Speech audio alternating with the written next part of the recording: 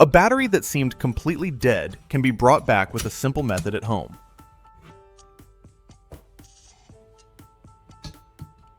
A drill battery often stops working after sitting unused for a long time, collecting dust and showing its age.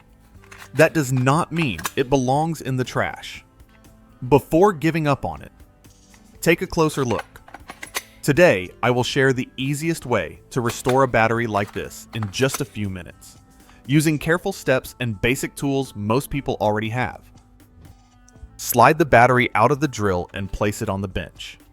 The casing feels dusty and worn, a clear sign it has been sitting around for a while. Plug the battery into the charger and wait for a response. The charger stays silent. No indicator light. No warmth.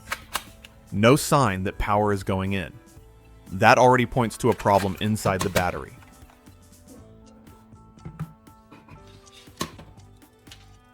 To double check, clip 2 flat metal washers onto the positive and negative terminals. Hold them steady so they make good contact. Bring over a small LED with 2 wires and touch each wire to a washer. The LED stays dark. No flicker, no glow. That confirms there is no current flowing out of the battery at this point. Grab a multimeter and switch it to DC voltage. Place the probes directly onto the battery terminals. Watch the screen closely. The numbers do not move. The reading stays at 0. This battery shows no usable voltage. Many people would stop here and throw it away. But this is often where the real issue begins to show itself.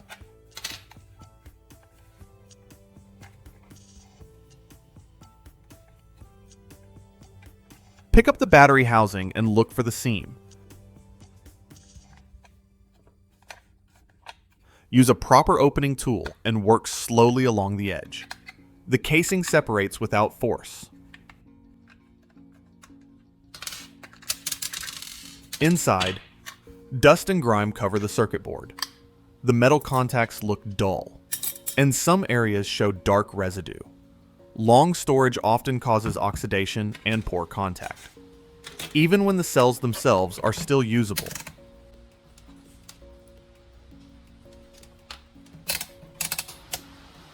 Pick up the multimeter and set it to DC voltage. Touch the probes directly to each contact point inside the battery pack, one position at a time. Hold the probe steady and watch the screen carefully. The numbers do not rise at all. The display stays flat, showing no voltage. Move the probes again and repeat the check to be sure. Every contact gives the same result. There is no power present inside the battery at this stage.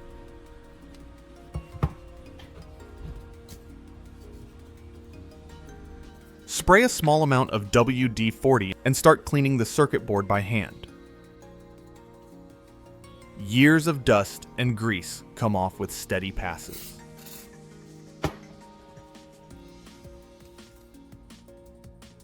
Move slowly along the traces, around the solder joints, and into the corners where dirt collects.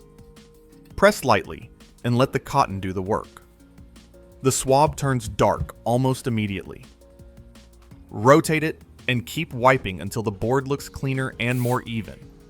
Keep cleaning the circuit board slowly, moving the cotton swab across every trace and contact.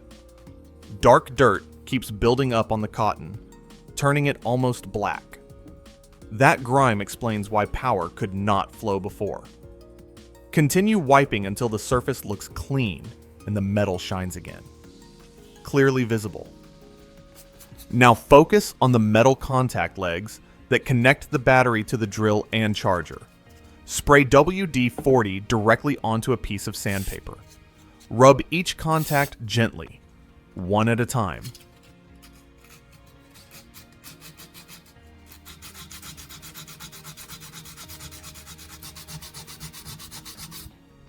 Do not rush. Bright metal starts to show through as oxidation comes off.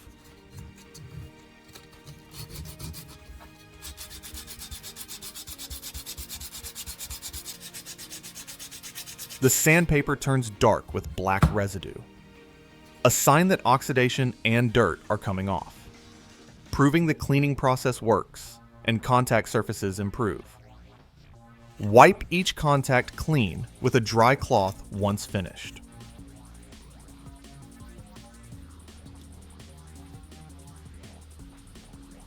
Take a pair of precision tweezers and move to the positive terminal inside the battery pack. Insert the tweezers gently into the contact slot and apply light pressure. Feel how the metal responds. A healthy contact pushes back and holds its shape. Shift the tweezers slightly and repeat the motion to confirm consistent tension. Poor contact often feels loose or uneven, which interrupts power flow. Continue checking the negative terminal the same way, keeping movement slow and controlled. Watch closely for dirt, corrosion, or weak spring action. This simple test reveals whether electricity can pass reliably from the cells to the circuit. Good contact strength matters just as much as voltage. When both terminals feel firm and responsive, the battery has a solid foundation for charging and discharge during real use.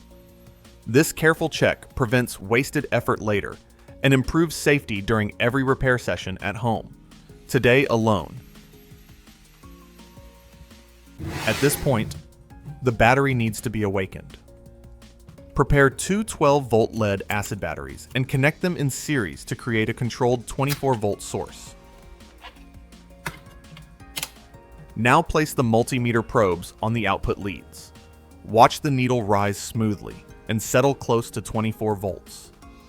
That reading confirms the wiring is correct and stable.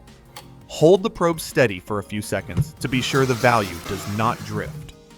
A consistent reading means the setup can safely deliver the boost needed for the next step.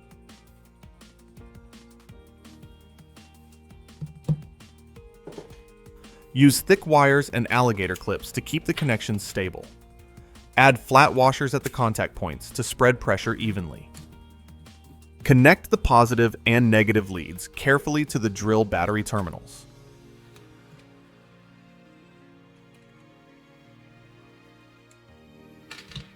While power flows, bring the LED wires back and touch them to the washers again.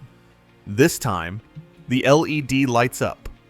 The glow is steady, clear proof that current is moving through the battery. Let this process continue for about 5 minutes. Watch closely and make sure nothing overheats.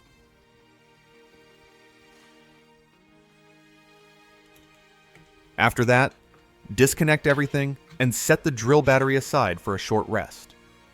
This pause allows the internal chemistry to stabilize. Pick up the multimeter again and measure the voltage at the internal contacts. The screen now shows a live reading. The battery has voltage again. That is a good sign and means it is ready to go back into its case.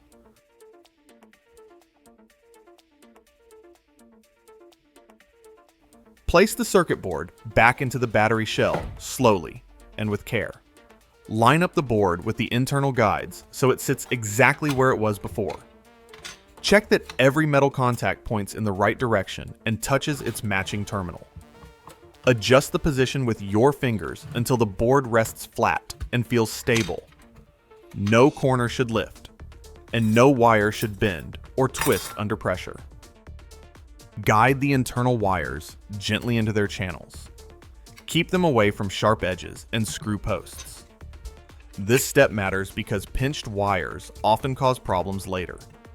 Take a moment here and make sure everything looks clean and organized inside the housing. A neat layout always leads to better reliability. Bring the two halves of the battery case together slowly. Start at one end and press along the seam with steady pressure. Listen and feel for each clip snapping back into place. Do not force anything. If one side does not close easily, open it again and check the alignment inside. When the shell closes correctly, the seam looks even all the way around. Slide the battery back onto the charger.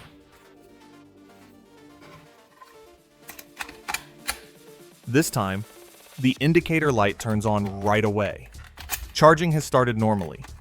Leave it connected and allow a full charge cycle to complete. This step matters because it balances the cells and restores usable capacity. After charging finishes, remove the battery and lock it back into the drill.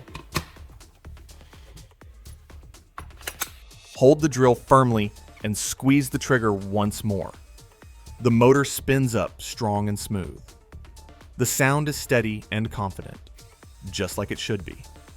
A battery that looked completely dead comes back to life through careful checking, cleaning, and controlled reactivation.